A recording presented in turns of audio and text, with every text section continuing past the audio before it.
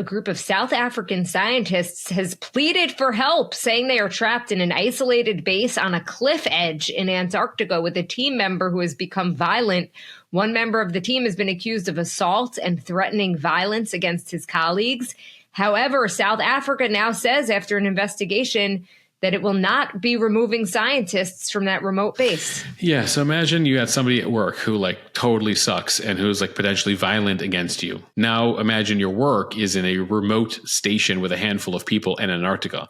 That's the situation they face right now at this station as they head into the winter months in South Africa. We should note that the worst months of the winter there are July and August. So they're heading into basically the zone now of 8 to 9 months in certain parts of Antarctica where it is treacherous, nearly impossible to move anywhere.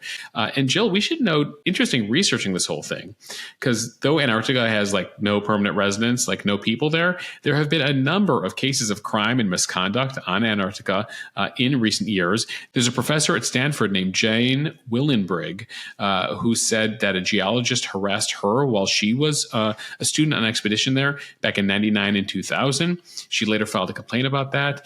In 2018, a researcher at a Russian station in Antarctica stabbed a colleague, an apparent emotional breakdown there. South Africa's teams have had issues there before. In 2017, a researcher on a base between the mainland and Antarctica took an axe to another's laptop because of some bizarre love triangle that was taking place in Antarctica.